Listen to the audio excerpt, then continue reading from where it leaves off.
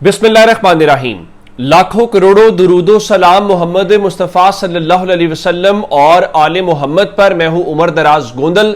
रात को गंडापुर ने एक इजलास किया, उसके बाद मुंतखब नुमाइंदों के साथ एक प्रेस कॉन्फ्रेंस की और डीसीज को कहा कि आप दफा 144 से कर्फ्यू जो है वो महकमा दाखिला की इजाजत के बगैर नहीं लगाएंगे। फिर जो सिविल एड के लिए आमतौर पर फोर्सेज को आर्टिकल 245 के तहत बुलाया जाता है उसके ऊपर तहफ़्फ़ुज़ात का इजहार किया और कहा जी हमने 1 अगस्त को असेंबली का इजलास बुला लिया, उसके ऊपर बात करेंगे। और फिर मैंने आपको ये बताया कि उसमें इंपॉर्टेंट बात यह है कि इस सारे सिनेरियो के दौरान आज जो एपेक्स कमेटी है उसका इजलास भी हो रहा है।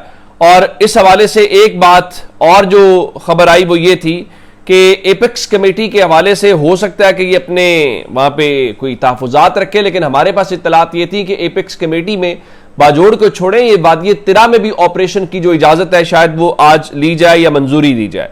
लेकिन इसके बीच में अब चंद घंटों की बात है, और चंद घंटों की बात इसलिए भी है कि बाजोड़ के जो तहसील मामुद है, आप जानते हैं कि वहां पे 16 ऐसे मकामात हैं जहां पे 31 तारीख रात 5 बजे तक उन्होंने वहां पर कर्फ्यू लगाया हुआ है। लेकिन आज लोगों ने उस मकाम की जानिब जहां पे कर्फ्यू है मार्च शुरू करने का ऐलान किया और लोगों ने अपने हाथों में कुरान मजीद उठाया हुआ है और वो अमन के लिए एहतजाज कर रहे हैं। जिसमें इवन आज ये खबर भी आई थी जिसमें लोग ये कहते हुए दिखाई दे रहे थे कि हम तो बुनियादी तौर पे दोनों फरीकैन की तरफ जाएंगे कि हमारी सरजमीन के ऊपर ऐसा कुछ नहीं होना चाहिए और ताकि जो अमन है वो बरकरार रहे और हम यहां पे अमन चाहते हैं। इस सिलसिले में एक डेवलपमेंट आज ये भी थी कि जो मार्च है वो हो रहा है, लोग वहां पे जो नारेबाजी कर रहे हैं वो बहुत ही हैरान कुन है। और इस सिलसिले में 13 जुलाई को चूंकि बाजोड़ में अमन मार्च हुआ था उस वक्त भी नारे लगाए गए थे और कामरान अली यही कह रहे थे कि बाजोड़ ऑपरेशन के खिलाफ एहतजाज में इदारों के खिलाफ आज फिर वही नारे दोहराए जो बाजोड़ में 13 जुलाई को अमन मार्च में लगाए गए थे, क्योंकि कोई इनके मुतालिबात और आवाज सुनने को तैयार नहीं। आज भी अगर नहीं सुना गया तो कल फिर ये यही नारे लगाएंगे। और वो जो नारे हैं मेरा ख्याल है जब वो नारे बहुत सारे लोग सुनेंगे या जिन तक वो पहुंचेगा फिर उनको परेशानी भी होगी, उनको बुरा भी लगेगा कि देखें ये क्या नारे लग रहे हैं। और उसकी वजह क्या है कि वहां पे सूरत हाल खराब है। लोगों को कल आपने देखा कि इत्तलात ये थी, क्योंकि अब इसके ऊपर ना तो ISPR बता रहा है कि कल क्या कार्रवाई की गई है, कार्रवाई हुई है, हम सब सुन रहे हैं जी। उस ऑपरेशन का नाम ऑपरेशन सरबकफ भी है। फिर आप बताएं विफाकी हुकूमत कुछ बोल नहीं रही और कल सिर्फ सूबाई हुकूमत कह रही थी कि हमारे ऊपर ये फैसले गलत मुसल्लत ना किए जाए। आज जो बाजोड़ है, बाजोड़ के अंदर अवाम ने वहां पे नकल मकानी शुरू कर दी है। वो बेचारे वहां पे कहां पे जाएंगे, उनके लिए खाने पीने का क्या सामान होगा, क्या हिसाब किताब होगा। तो ये मेरे ख्याल से बड़े इंपॉर्टेंट सवाल है जिसको हमें नजरअंदाज नहीं करना अगर हमने उन नारों को या उनके तहफ़्फ़ुज़ात को ना सुना। देखे ना, आपने वहां पे कर्फ्यू लगाया हुआ है और उस कर्फ्यू के होते हुए लोग एहतजाज या मुजाहरा कर रहे हैं, तो फिर इसका मतलब है कि कुछ ऐसा है जो वहां के लोगों की राय है। उन लोगों की जो राय है, वहां के जो मुंतखब नुमाइंदे हैं उनके जरिए बात सुनी जा सकती है। और एक बड़ा शानदार वहां पे जो चीज है वो अमायदीन को बिठाया जा सकता है, जो मिशरान हैं उनको बिठाया जा सकता है ताकि बैठ के उनकी जो भी चीजें हैं। अब जाहिर है कि आम आदमी का दहशतगर्दी से क्या लेना देना है, आम आदमी दहशतगर्दी को क्यों सपोर्ट कर सकता है, वो तो उसके खिलाफ है। उसका तो बड़ा सादा सा उसूल यह है कि भाई मुझे अपने घर से ना निकलना पड़े, मेरा कोई जानी माली नुकसान ना हो और मेरी सरजमीन के ऊपर या मेरे किसी प्यारे की जान नहीं जानी चाहिए। इससे ज्यादा तो कुछ नहीं होगा। और जो रियासत की चीजें हैं, रियासत अगर अपनी रिट रखना चाहती है, चीजों को रखना चाहती है, तो जाहिर है उसको भी मेरा ख्याल आम आदमी, आम शहरी उसकी मुखालफत नहीं करेगा। लेकिन कोई ऐसा तरीका हो जिसपे लोगों के कंसेंसस के साथ हो, जिसमें लोग भी आपके साथ खड़े हो। मसलन एक मिसाल देता हूं, मैंने आपको पहले भी कहा था जब आपका फौजी जवान वहां पे लड़ रहा है तो बहुत सारे जवान शहीद होते हैं और ये एक हमारे पास खबरें आती हैं तो वो बड़े जवान बेटे होते हैं, तो कोई उसको सपोर्ट नहीं करता, तकलीफ होती है, खानदान उनके बेचारों के मुतासिर होते हैं। लेकिन जब वो लड़ रहे हों वहां पे दहशतगर्दों के खिलाफ और ऐसे में जब ये नारे लग रहे होते हैं तो फिर वो भी कहें जी हमारा मोराल डाउन हो रहा है। तो इसका हल क्या है? इसका हल ये है कि आप अपने लोगों की बात सुने, लोगों की आवाज सुने, जो लोग कह रहे हैं उसके मुताबिक चलें, ना कि लोगों के ऊपर फैसले जो हैं वो मुसल्लत किए जाएं। एक बात हो गई।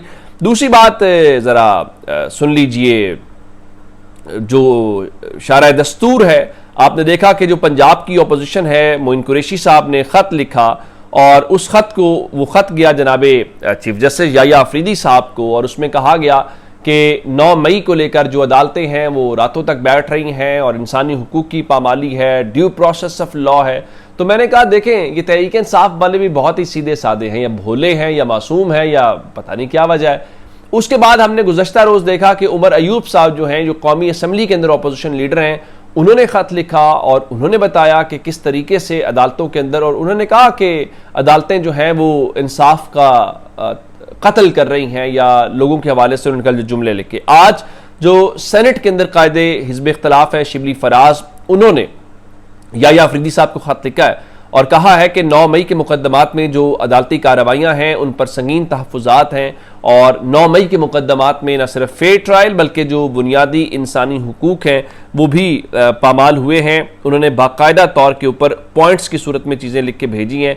लेकिन मैं जो आपको बताना चाह रहा हूँ वो ये है कि आपको क्या लगता है कि याया अफरीदी साहब उठेंगे और वो कहेंगे जी बिल्कुल मैं जो है करूँगा और अब अदालतें ठीक हो जाएंगी? ये अदालतों के बस की बात नहीं है। पाकिस्तान में अगर सच्ची बात है वो डॉन वाली चीज़ें कि पाकिस्तान के अंदर जो आम लोग हैं उनको भी इस बात का यकीन है कि अब उनका अदालतों के ऊपर एतमाद कम हो रहा है। और ये हम सब की बदकिस्मती की बात यह है कि इदारे मजबूत होने की बजाय इदारे कमज़ोर हो रहे हैं, ये दूसरे लफ्ज़ों में जिसको कहते हैं ना कोलैप्स कर रहे हैं। तो ये बड़ी अनफॉर्चुनेट है मेरे ख्याल से। अब ये सोचने वाली बात है। तो याया अफरीदी साहब इसमें कुछ नहीं कर सकते। वो सिर्फ और सिर्फ अगर उन्होंने करना होता तो वो 26वीं आईनी तरमीम जो है उसको सुन लेते तो बहुत सारे मसाइल हल हो जाते। जो पौधा लगा के गया जनाब काजी फायज ईसा, वो पौधा अब तनावर दरख्त बन रहा है और उसी की छाँव के तहत जो है वो जनाब याया अफरीदी चीफ जस्टिस बने हैं। तो मुझे नहीं लगता कि उसमें से कोई ऐसी चीज़ हो। अच्छा, इसमें एक डेवलपमेंट आज ही लाहौर से मैंने आपको बताया था कि बड़े तसादुम का खतरा है और मौलाना हिदायतुर रहमान जो है हक दो बलूचिस्तान तहरीक के, वो लाहौर में आए हुए हैं परसों से। कल वो निकलना चाहते थे और पंजाब पुलिस ने मंसूरा का घेराव किया हुआ था और उनको बिल्कुल निकलने की कल इजाज़त नहीं दी गई, जिसके बाद हमने देखा कि वहाँ पर DIG ऑपरेशन पहुँचे हुए थे और कल मरियम औरंगज़ेब ने, सुहेब भरत ने उनके साथ मुज़ाकरात किए। कल बात नहीं बनी, आज फिर उन्होंने ऐलान किया था हम निकलेंगे। तो आज मरियम औरंगज़ेब, सुहेब भरत और सलमान रफ़ीक पहुँचे और उनकी आज फिर मुज़ाकरात हुए। तो अब से थोड़ी देर पहले लियाकत बलोच ने और मरियम औरंगज़ेब ने एक मुश्तरका प्रेस कॉन्फ्रेंस की है और ख़बर यह है कि उस मुश्तरका प्रेस कॉन्फ्रेंस में जमात इस्लामी और पंजाब हुकूमत के मुज़ाकरात कामयाब हो गए हैं और उन मुज़ाकरात के कामयाब होने के नतीजे के अंदर जो इस वक्त ये सूरत हाल तय पाई है कि बलूचिस्तान से जो काफ़िला आया हुआ है वो लाहौर में जो लाहौर प्रेस क्लब है उसके सामने जाएगा। वहाँ पर वो अपना एहतजाज करेंगे, ज़ाहिर तकरीरें करेंगे, नारे शारे लगाएंगे और मीडिया पे कवरेज उनकी पहले भी नहीं हो रही और अब भी नहीं होगी। वो तो आप जानते ही हैं किसी की इतनी क्या मजाल है। तो उसके बाद उन्होंने ये तय किया कि जो इस्लामाबाद है, इस्लामाबाद जाने का जो फैसला है वो इस तरह से नहीं होगा कि आप यहाँ से उठेंगे तो अब आपको इसी तरह जैसे आपने पंजाब के साथ मुज़ाकरात किए हैं तो विफाक के साथ भी मुज़ाकरात करने पड़ेंगे और जो हिदायतुर रहमान हैं उन्हीं की क़यादत के अंदर जो वफ़द है वो हुकूमत की मुज़ाकराती टीम से इस्लामाबाद के लिए मुज़ाकरात करेगा। अगर वहाँ पे उनकी बातचीत बन गई तो उस बातचीत के बाद जो है वो इस्लामाबाद की जानिब जाएंगे। तो वहाँ पर भी मेरा ख्याल है चीज़ें जिस तरह से गवर्नमेंट चाहेगी। तो गवर्नमेंट इस लिहाज से मरीम नवाज़ की जो हुकूमत है वो जो कल कह रहे थे कि हम आपको किसी मार्च की सूरत में, किसी काफिले की सूरत में यहाँ से नहीं जाने देंगे, पंजाब हुकूमत उस हद तक जो है वो कामयाब हो गई है। तो ये अब तक की अपडेट्स हैं। अपना बहुत सारा ख्याल रखिएगा। खुदा हाफिज़।